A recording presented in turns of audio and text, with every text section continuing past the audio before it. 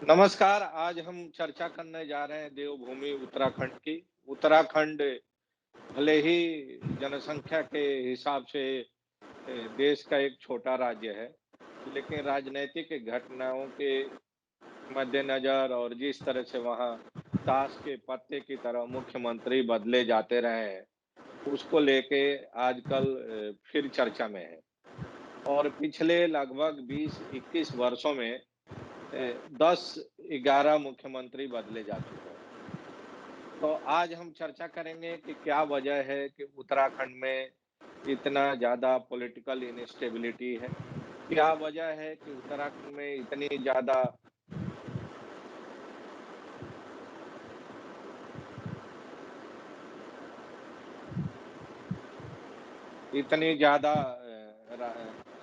प्रशासनिक इनस्टेबिलिटी है? और क्या वजह है कि इस समय उत्तराखंड के पंडे, पुजारी सब आंदोलनरत हैं? और आखिर वो मुद्दा क्या है जिसके चलते कि उत्तराखंड के मुख्यमंत्री और सरकार बेहद परेशानी में है और इन पुजारियों के समस्याओं का समाधान नहीं खोज पा रही है। आप सबको याद होगा कि पिछले दिनों जब उत्तराखंड के मुख्यमंत्री त्रिवेंद्र सिंह रावत थे, तो उन्होंने 2 महत्वपूर्ण कानूनी संशोधन किया था। एक तो भूमि सुधार कानून बनाया था नया 2018 में, और दूसरा देवस्थानम बोर्ड बनाया था 2019 में। और जहां एक तरफ भूमि सुधार कानून बनाकर उन्होंने उत्तराखंड की जो पुरानी व्यवस्था थी उसको बदलने की कोशिश की थी, भू स्वामित्व से लेके लैंड यूज तक की।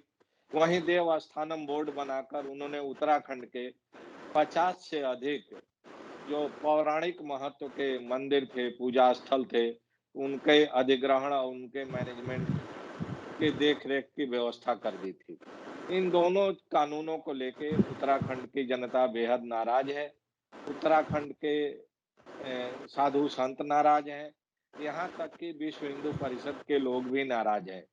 आज हम इन्हीं 2 कानूनों पर विस्तार से समझने की कोशिश करेंगे। भारत सरकार के पूर्व सचिव और वरिष्ठ प्रशासनिक अधिकारी श्री विजय शंकर पांडे जी से कि आखिर क्या वजह है कि उत्तराखंड की सरकार ने जो ये 2 कानून बनाए थे, इन दोनों कानूनों का विरोध वहीं के लोग कर रहे हैं, वहीं के मूल निवासी कर रहे हैं।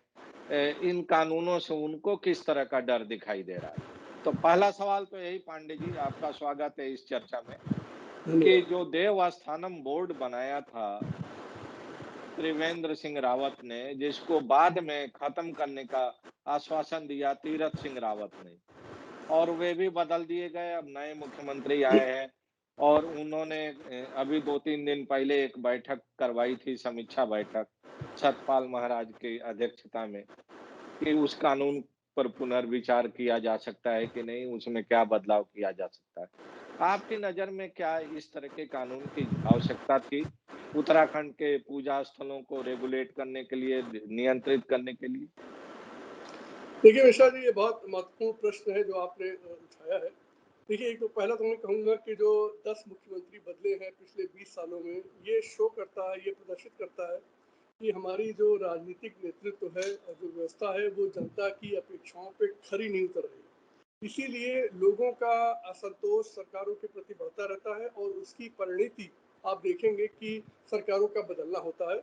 3, 5, 6 महीने में 3-3 मुख्यमंत्री बन जाना बड़ी अप्रत्याशित सी घटना है। इसके कोई भी कारण हो, इसके कोई भी निहितार्थ ढूँढे जाएँ, लेकिन यह प्रदर्शित करता है कि राजनीतिक नेतृत्व जनता की अपेक्षाओं को समझने में फ़ेल कर रहा है और उसको इम्प्लीमेंट करने में या उसको पूरा करने में तो पूरी तरह से विफल है। जहाँ तक देवस्थानम बोर्ड का जो प्रश्न है, कौशिक जी, सबसे पहला सवाल ये है कि देश की आखिर नीति क्या है? देखिए, आप हमेशा सुनते होंगे कि सरकार को किसी भी काम में दखल नहीं देना चाहिए, सरकार को उद्योगों से दूर रहना चाहिए, बिजनेस से दूर रहना चाहिए, यहाँ से दूर रहना चाहिए, वहाँ से दूर रहना चाहिए। प्राइवेटाइजेशन की होड़ लगी हुई है, जो सरकारी व्यवस्था में जो कॉरपोरेशन भी खड़े हुए उन्हें भी बेच देने की बात है। कहने का मतलब है कि प्राइवेट लोगों के हाथ में सारी संस्थाएं ज़्यादा सुरक्षित है, बल्कि सरकारी तंत्र में। अब इस लेंस से अगर आप देखें, तो आपको ये निर्णय अत्यंत जिसे कहूँगा मैं बेवकूफ़ी का लगता है। ये सारे मंदिर कभी क्या सरकारों ने बनवाए थे? नहीं। ये सारे मंदिर स्थानीय लोगों ने या भक्तों ने अपने चंदे से, अपने सहयोग से बनाए। किसी ने इसमें सहयोग दिया, किसी ने उसमें हाथ जुटाया। ये सारे मंदिर और सारे हमारे जो संस्थान हैं, ये वो सब खड़े हुए। इसका मतलब है सरकारों का इनसे कोई लेना देना नहीं था। जहां एक तरफ आप अपनी भी चीजों को बेच रहे हैं ये कहकर कि प्राइवेट हाथों में हर चीज सुरक्षित है और अच्छी तरह मैनेज होती है, वही प्राइवेट हाथों में प्राइवेट लोगों से स्थापित किए गए सारे मंदिर जो हजारों साल से, मैं कहूँगा हजारों साल से, क्योंकि कुछ मंदिर तो हजारों साल पुराने, उनके तो इतिहास हम लोग के सामने, उनको आप वापस अपने नियंत्रण में ले लें। ये तो एक प्रकार की, जैसे कहूँगा कि मैं अपने ही आप नीति के पूर्णतः विपरीत जाकर आप ये कार्रवाई कर रहे हैं। देखिए ये जो मंदिर है, ये बहुत व्यक्तिगत श्रद्धा और उसके जैसे कहते हैं आप विश्वास की बात है, और इनमें जो सरकारी तंत्र को अनावश्यक रूप से दखल नहीं देना चाहिए। देखिए जैसे लोग उदाहरण हमेशा देते हैं वो वैष्णो देवी मंदिर की बात। देखिए वहाँ की स्थिति जो मुझे समझ में आई हुई है था कि इतने ज़्यादा लोग आने लगे थे उनके विश्वास के कारण कि वहाँ का जो मैनेजमेंट था वो भली प्रकार से नहीं हो पा रहा था, और उसको मैनेज करने के लिए एक ज़रूरत महसूस की गई। लेकिन कोई एक उदाहरण को लेकर आप चारों तरफ ये स्थिति पैदा कर दें, ये अच्छी बात नहीं है। वाशिंग जी, आप तो उत्तर प्रदेश से हैं, आपको याद होगा कि काशी विश्वनाथ मंदिर में कभी ये किया गया, उसको टेक ओवर किया गया। क्यों टेक ओवर किया गया? क्योंकि वहाँ मुझे जहाँ तक याद है 1980 के आसपास वहाँ के जो भी धन एकत्रित होता था, जो चढ़ावे से और भक्तों के द्वारा दिया जाता था दान, उसका भीषण घोटाला हुआ। और उस घोटाले को जब जांच बैठाई गई उसकी, तो जांच में लाखों लाख रुपए की जो है वो गबन की स्थिति पैदा हुई। तो ऐसी स्थिति में सरकार के पास कोई और वो नहीं था, जिसे कहते हैं इंस्ट्रूमेंट नहीं था, सिवाय इसके कि भाई इसको ऐसे स्वतंत्र हाथों में दे और जिससे कि उस पर नियंत्रण रखा जा सके। इस तरह की कोई स्थिति इन मंदिरों के बारे में हो, मुझे मेरी जानकारी में नहीं है। दूसरा, आप ये देखिए कि इन मंदिरों की जो व्यवस्था थी, वैसे भी, क्योंकि मैं आपको वाशिंद जी बता दूं, मैं हिल डेवलपमेंट डिपार्टमेंट जो पर्वतीय विकास विभाग, उसमें मैं काम कर चुका हूँ, और ये मंदिरों की देखभाल इसका भी मुझे दायित्व था। तो ऑलरेडी एक बोर्ड बना हुआ है, और उसका जो चेयरमैन है, जहाँ तक मुझे जानकारी, अब व्यवस्था बदल गई तो मैं नहीं कह सकता, भी सरकार द्वारा नियुक्त रहता है। आप चाहते क्या हैं इसका, ये इसको आप स्पष्ट कभी कर पाए? मुझे बिल्कुल समझ में नहीं आता। इसलिए यह निर्णय मैं बिल्कुल मानूंगा कि जनहित में नहीं है और सरकार द्वारा घोषित नीतियों के भी विरुद्ध है। अतः ये जितनी जल्दी ये निर्णय समाप्त हो, ये उचित होगा। इसका बैकग्राउंड ये है कि जब त्रिवेंद्र सिंह रावत ने ये बोर्ड बनाने का ऐलान किया और अ, उत्तराखंड विधानसभा से एक विधेयक पेश करके उसको पारित कराया, तो उसी दिन से जहां एक तरफ इन मंदिरों के पुजारी आंदोलन कर रहे हैं, लोकल लोग आंदोलन कर रहे हैं, वहीं दूसरी तरफ विश्व हिंदू परिषद और उत्तराखंड के साधु संत भी आंदोलन कर रहे हैं। और माना जा रहा है कि जो मौजूदा सरकार चल रही है उत्तराखंड में और देश में, वह बीजेपी की सरकार संघ, विश्व हिंदू परिषद और जो हिंदूवादी सोच के लोग हैं, उनके समर्थन और संरक्षण में चल रही है। बावजूद इसके क्या आपको लगता है कि त्रिवेंद्र सिंह रावत जैसा मुख्यमंत्री अपने मन से इतना बड़ा फैसला ले लेगा? या इसके पीछे कोई और लॉबी थी जो कि चाहती थी कि मंदिरों की जो अपार संपत्ति है, मंदिरों में जो अपार धन संग्रह है, उस पर कब्जा किया जाए इस देवस्थानम बोर्ड के ज़रिए, और वो जो धन संपदा है उसका इस्तेमाल अपने एजेंडा को आगे बढ़ाने के लिए किया जाए। इसलिए इस तरह का कानून लाया गया। और अब जब लोकल पब्लिक से लेके और साधु संत सब सड़क पर हैं, तो अब सरकार बीच का रास्ता खोजने की कोशिश कर रही है, लेकिन अभी भी उनके बाद जो मुख्यमंत्री बने थे, उनके कैटेगरिकल आश्वासन के बावजूद अभी तक उस कानून को ना तो वापस लिया गया है, ना उसमें बदलाव किया गया है। इसके पीछे का मोटिव क्या है?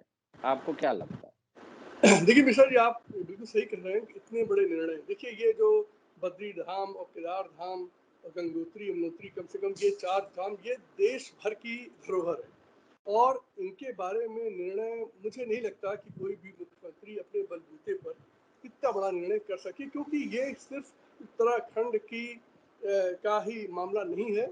देश भर के जो श्रद्धालु हैं वो वहाँ आते हैं, इसलिए इसके बारे में निर्णय का देशव्यापी इसका असर होता है। और इसलिए आप जो सोच रहे हैं वही मैं भी वही सोच रहा हूँ कि इस प्रकार के निर्णय लेने का साहस कोई उत्तराखंड जैसे छोटे से राज्य का मुख्यमंत्री नहीं कर सकता। दूसरा प्रश्न आपका जो है कि आखिर इसको किया क्यों गया, देखिए ये हमेशा से एक, जिसे कहते हैं एक प्रकार का ये सस्पेंस मिस्ट्री बनी हुई है, आखिर इसके पीछे उद्देश्य क्या था। देखिए वाशिंग जी, जहाँ तक मंदिरों में जमा संपत्ति की बात है, उसके देश के हित में सदुपयोग करने के बहुत से रास्ते हैं और उसके लिए जो आप भी कानून बनाएं, उस कानून का एक मंतव्य आप प्रदर्शित कर सकते हैं। जैसे एक उदाहरण, आप मंदिरों की संपत्ति लेकर उनको बॉन्ड जारी करके उसको उसका रिटर्न दे सकते हैं, किसी को कोई आपत्ति नहीं होगी, क्योंकि वो मंदिर की संपत्ति बनी रही, मंदिर क्या उसका उसको पैसा भी मिलेगा, क्योंकि सोना चांदी इकट्ठा करके किसी को कुछ मिलता तो है नहीं और ना कोई बेच पाता है उसे, तो मंदिर का भी फायदा नहीं होता और वहाँ के जो जाते हैं श्रद्धालु लोग उनकी भी सुविधाओं में तो बढ़ोतरी नहीं होती। तो इस तरह की व्यवस्थाएं की जा सकती हैं, जैसा कि आप वहाँ आंध्र प्रदेश में आपने देखा होगा, वहाँ पे भी तिरुपति का पूरा व्यवस्था की गई, इसी तरह वहाँ पे भी एक सरकारी बोर्ड बनाया गया, लेकिन वहाँ का स्थिति में बहुत तेजी से सुधार आया। तो मेरा जो मानना है कि सरकार कोई भी अपने विचार से विवेक से कोई भी नियम कानून बनाए, उसके निहितार्थ उसे स्पष्ट करने चाहिए। कोई भी बात अगर आप करना चाहते हैं, कोई कार्य करना चाहते हैं, वो जो जनहित में हो उसको आप अच्छी तरह एक्सप्लेन कर दीजिए, तो आप पाएंगे कि उसका जन समर्थन भी उसके पक्ष में रहेगा और फिर जो लोग एजिटेशन कर रहे हैं उनका कोई मतलब नहीं रहेगा। इस मामले में मुझे लगता है कि जो उत्तराखंड प्रदेश की सरकार है और उसके तत्कालीन मुख्यमंत्री जी थे, वो इसको स्पष्ट नहीं कर पाए। देखिए सरकारों के पास शक्तियां मौजूद हैं, कोई भी निर्णय ले ले, लेकिन मिश्रा जी, अधिकार का प्रयोग तभी सफल होता है जब उसके पीछे जनभावना भी होती है। नहीं तो अधिक इन कुर्सियों पे बैठे लोग कुछ भी कर सकते थे, जो नहीं कर पाए क्योंकि उसके पीछे की जनभावना उनका समर्थन नहीं करती थी। और यही लोकतंत्र का कमाल है कि आपको सारे अधिकार देने के बाद भी आपके अधिकारों पर जनता का जो वो है, जनमत का जो प्रेशर है, हमेशा आपके सर पे बना रहता है। ये राजा वो तो है नहीं, कोई राजा महाराजा तो है नहीं कि एक बार कुर्सी पे बैठ के जो भी करें। यही इस लोकतंत्र का कमाल है कि आप कुर्सी पे बैठ जाएं, सारी शक्ति आपके पास है, फिर भी आप ऐसे कोई काम नहीं कर सकते जिसके पीछे जनमत ना हो। तो मुझे ऐसा लगता है कि इस निर्णय को लेने से पहले गंभीरता से इस बात पर विचार नहीं किया गया कि आखिर इसका क्या मतलब निकलेगा। और दूसरा, धार्मिक मामलों में देखिए इस पर दुनिया भर में एजिटेशन होते हैं, दुनिया भर में चर्चा चलती है। धार्मिक मामलों में सरकारों को ज़्यादा दखल इस तरह में नहीं कि हम मंदिर कैसे चलाएंगे, वहाँ पुजारी किसको रखा जाएगा। वहाँ की देखिए, मुझे केदारनाथ और बद्रीनाथ के जो थोड़ा सा मुझे जानकारी है, वहाँ का एक बहुत पुराना इतिहास रहा है कि साउथ इंडिया के जो पुजारी लोग हैं वही उसकी पूजा करते हैं। बाकी वहाँ ये चला आ रहा, और इसको शायद जो शंकराचार्य जी थे जिन्होंने केदारनाथ की स्थापना की, मुझे जहाँ तक जानकारी है कि उनके समय से प्रथा चली आ रही है। इतनी लंबी प्रथा जिस पर लोगों का बहुत फेथ है, उसको अनावश्यक रूप से जिसे कहते हैं डिस्टर्ब करने का, उसको बदलने का, मुझे तो कोई ज़्यादा तर्क नहीं दिखता, जब तक कि सरकार इसके बारे में कुछ ऐसा तर्क न दे दे कि लगे कि हाँ भाई बात तो बहुत सही कह रहे हैं। तो माने इसका मतलब ये है कि शायद एक प्रयास ये भी होगा कि जिस तरह से राजनीति का मंडलाइजेशन हुआ, उस तरह से हमारे धार्मिक व्यवस्था का भी मंडलाइजेशन किया जाए और उसका भी एक तरह से हेडलाइन मैनेजमेंट किया जाए कि अब हमने इतने परसेंट ओबीसी बना दिए, इतने परसेंट दलित बना दिए मंदिरों के रख-रखाव और पूजा-पाठ के लिए, जिसकी शुरुआत की साउथ इंडिया में हो चुकी है। और वहाँ की जो नई सरकार आई है अभी स्टालिन की, उन्होंने इसका ऐलान भी किया है कि वो पूरे राज्य में जितने मंदिर हैं, उसमें उन्होंने परसेंटेज तय कर दिया है कि किस समाज से कितने परसेंट लोगों को पुजारी बनाया जाएगा और अर्चक बनाया जाएगा। दूसरा बड़ा सवाल उत्तराखंड की राजनीति से ही जुड़ा है। भूमि सुधार कानून का। और भूमि सुधार कानून का भी संयोग से जो विवाद जुड़ा है वो त्रिवेंद्र सिंह रावत से ही जुड़ा है। 2018 में त्रिवेंद्र सिंह रावत ने भूमि सुधार कानून में बदलाव कर दिया और जो पहले की व्यवस्था थी कि जो लोग वहां जमीन खरीदेंगे वो 12.5 एकड़ तक ही खरीद सकते हैं और उसके साथ लैंड यूज चेंज कराने के लिए अलग से उनको परमिशन लेना पड़ेगा। अगर एग्रीकल्चरल लैंड है तो उसको इंडस्ट्रियल या इंस्टीट्यूशनल लैंड की कैटेगरी में ले जाने में, वो सारी व्यवस्थाओं को शिथिल कर दिया एक कानून बना के त्रिवेंद्र सिंह रावत ने। और तब ये दावा किया गया था कि इस कानून के बनाने से उत्तराखंड में निवेश बढ़ जाएगा और निवेश के साथ ही उत्तराखंड की बेरोजगारी दूर होगी, नौजवानों को लोकल लेवल पर नौकरियां मिल जाएंगी। लेकिन आंकड़े बताते हैं कि इस कानून के बदलने के बाद भी न तो वहाँ निवेश में कोई बढ़ोतरी हुई है, न नौजवानों की बेरोजगारी दूर हुई है, प्रॉब्लम जस की तस बनी हुई है। हाँ, इतना ज़रूर हुआ है कि जो वहाँ के छोटे-छोटे किसान थे, वो बेचारे ज़रूर भूमिहीन होने की कैटेगरी में पहुँचने वाले हैं, क्योंकि बड़े कॉर्पोरेट घराने वहाँ बड़ी संख्या में लैंड खरीदने जा रहे हैं और इस कानून का वे लोग अपने ढंग से दुरुपयोग करने वाले हैं। अब विवाद जो शुरू हुआ है वहाँ, एक फ़िल्म अभिनेता है मनोज बाजपेयी, वैसे तो मूल रूप से बिहार के रहने वाले हैं, लेकिन उन्होंने भी कोई ज़मीन खरीदी है उत्तराखंड में। अब उनकी ज़मीन खरीदने के साथ ही एक बार फिर विवाद बढ़ गया है और माँग हो रही है कि इस भू कानून को भी बदला जाए और जो पुरानी व्यवस्था है उसको लागू किया जाए। आपको क्या लगता है कि जो नई कानून है, इससे उत्तराखंड का विकास हो पाएगा? नौजवानों की बेरोजगारी दूर हो पाएगी? या इससे कॉर्पोरेटाइज़ेशन होगा, जो वहाँ के छोटे-छोटे काश्तकार हैं, किसान हैं, वो और भूमिहीन होते जाएँगे और बड़े कॉर्पोरेट घरानों का वहाँ कब्ज़ा हो जाएगा, वो अपनी विलासिता के लिए फार्म हाउस बना के उसका इस्तेमाल करेंगे, होटल और रिज़ॉर्ट्स? मिश्रा जी, बहुत व्यापक सवाल है, बहुत बड़ा सवाल है, बहुत, और हमारे देश के परिप्रेक्ष्य बहुत ही महत्वपूर्ण सवाल है। देखिए, ये जो आप उत्तराखंड बता रहे हैं, यही उत्तर प्रदेश में भी हुआ है। देखिए, आप अगर इसके पूरे जेनेसिस में जाएं, इसके पीछे पृष्ठभूमि में जाएं, तो जब देश स्वतंत्र हुआ तो हमारे देश में जमींदारी प्रथा लागू थी और लोग सैकड़ों एकड़ जमीन लेकर, हजारों एकड़ जमीन लेकर बैठे थे। उस समय के जो हमारे देश के नेता थे, उन्होंने ये साफ मत बनाया कि ये बंद होना चाहिए और जमीन का वितरण होना चाहिए, डिस्ट्रीब्यूशन होना चाहिए। जमींदारी abolition land reforms act Uttar Pradesh का पूरे देश में मशहूर है और इसलिए देश में उत्तर प्रदेश को उस समय लैंड रिफॉर्म्स का अगुआ माना जाता था। बड़ी सीधी छोटी सी बात थी कि लोगों को एक तो जहाँ जो खेत जोता है उसके साथ सेटल किया जाए, टेन्योर उसके साथ फिक्स किया जाए, और तीसरा सीलिंग एक्ट लाया गया और ये निर्धारित किया गया 12.5 हेक्टेयर से ऊपर की जमीन आपके पास नहीं हो सकती। अब आप ये देखिए, इसका उद्देश्य ये था कि जमींदार फिर से पैदा ना हो और जमीन का वितरण लोगों के पास हो। और हम लोगों ने, मैं अपनी बात कर सकता हूँ, जब नौकरी में हम लोगों ने शुरुआत की उस समय सीलिंग एक्ट में जमीनें निकाल कर गरीब लोगों को, भूमिहीन लोगों को बांटने का दिन रात अभियान, और सबसे पहले एजेंडा पर अगर कोई बिंदु रहता था वो रहता था भूमि आवंटन।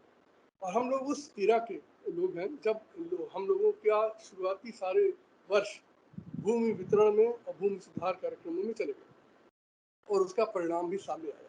लेकिन ये जो हमारा उदारीकरण की नीति आई 1991 और उसके बाद ये 2000 के मध्य से, ये जिसे कहते हैं एक लॉबी ने इस बात को उठाना शुरू किया कि ये सब जो सीलिंग कानून है, ये इससे हमारा विकास रुक गया है, औद्योगिकरण रुक गया है, होटल नहीं बन रहे हैं। ये करके उन्होंने सारी ये व्यवस्थाएं शिथिल कराना शुरू किया। उत्तर प्रदेश में भी शिथिल हो गई। देखिए मिश्रा जी, हमारे प्रदेश में पहले भी उद्योग के सेंटर्स बनते थे। आपको याद है यूपीएसआरडीसी नाम का कॉर्पोरेशन बना है जो उद्योगों के लिए भूमि खरीदता है और लोगों को बांटता है।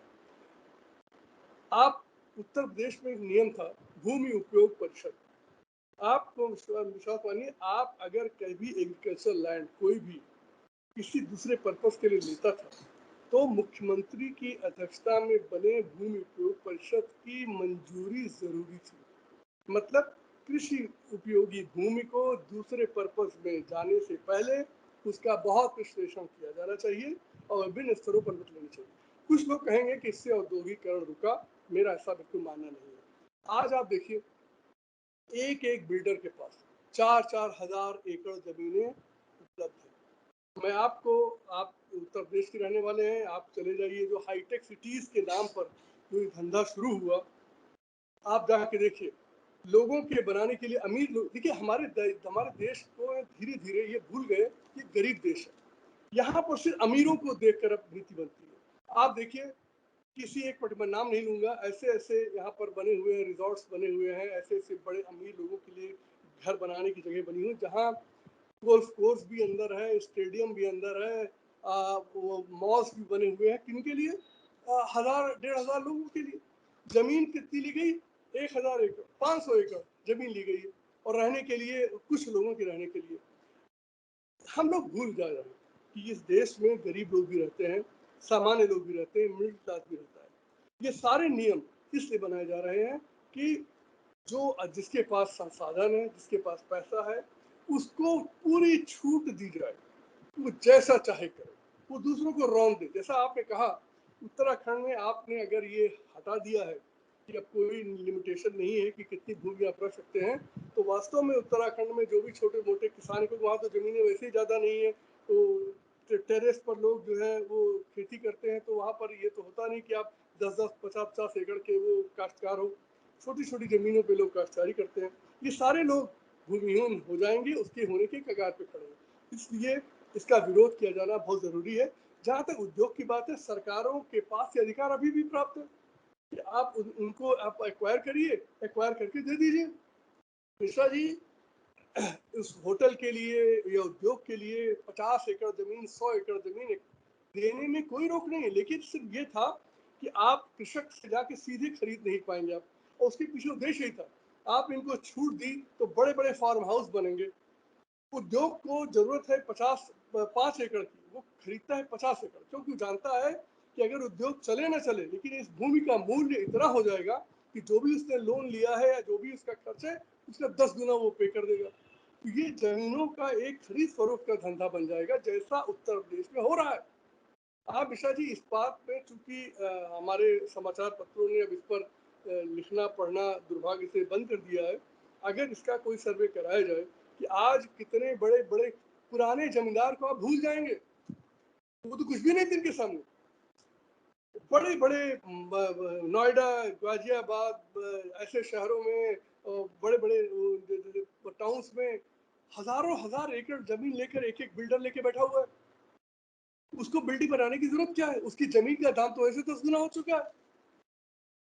जो आप देखते हैं कि बिल्डर को ज्यादा बनाने में इंटरेस्ट है, क्योंकि उसको उसका इन्वेस्टमेंट तो ऑलरेडी 10 गुना हो चुका है।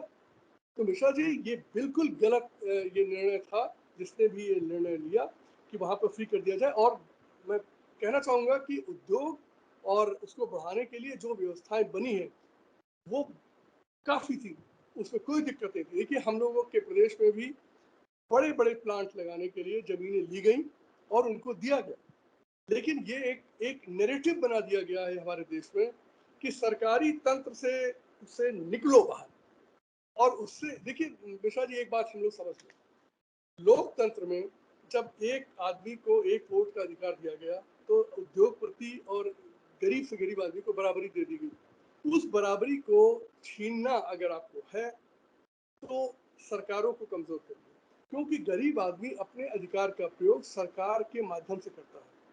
अगर गरीबों की संख्या ज्यादा है तो वो सरकार बदलेगा, उद्योगपति नहीं बदल पाएंगे। इसलिए सरकारों को मजबूत रखिए, तो कौन मजबूत होता है?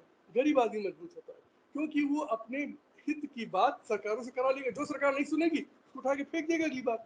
आप सरकारों के हाथ से सारे अधिकार निकाल लीजिए, कौन कमजोर होगा और कौन मजबूत होगा? जो गरीब है उसका वोट की वैल्यू कम होती जाएगी, क्योंकि अब सरकारों के पास अधिकार ही नहीं कुछ करने को। ये नैरेटिव देखिए मिश्रा जी, हम लोगों के देश का दुर्भाग्य है कि आप दरिद्र देश हैं, गरीब देश है, और नकल सिर्फ अमेरिका की करते हैं। आप जरा यूरोप की भी तो नकल कर लीजिए, जो कहीं पीछे नहीं है अमेरिका से। वहाँ के कई देशों की पर कैपिटा इनकम अमेरिका से ज़्यादा है। लेकिन यहाँ के जो उद्योगपति हमारे न्यूज़पेपर, मैं क्षमा करिएगा आप न्यूज़पेपर से हैं, वो पत्रकारिता से, लेकिन इन लोगों ने नैरेटिव सेट कर दिया। नैरेटिव एक सेट है, सरकार से काम हटाओ, सरकार से काम हटाओ, सरकार को जैसे मोदी जी कह देते हैं लेस गवर्नमेंट। अरे लेस गवर्नमेंट का क्या मतलब आपका? किसके लिए आप चुनकर आए थे? क्या चाहते हैं? ये जो वोटर आपका वो पूरा एकदम वो निशस्त्र हो जाए और सारे अधिकार किसके पास चले जाए? इन्हीं उद्योगपतियों के पास पैसे। मैं उनके खिलाफ नहीं हूँ, लेकिन मैं गरीब के खिलाफ भी नहीं हूँ। उसका भी तो हित होना चाहिए। तो मिश्रा जी, ये जो सारे कार्रवाई की जा रही है, ये सिर्फ लोकतंत्र को कमजोर करने की एक जबरदस्त मुहिम का पार्ट है, और उसमें मीडिया, उसमें उद्योगपति, बिजनेसेस सब शामिल है। वो चाहते हैं कि ये जो वोटर का जो बराबरी का अधिकार है इसको समाप्त किया जाना चाहिए, और जैसे जैसे आप सरकार को कमजोर करते रहेंगे वैसे वैसे वो कमजोर होता चला जाएगा।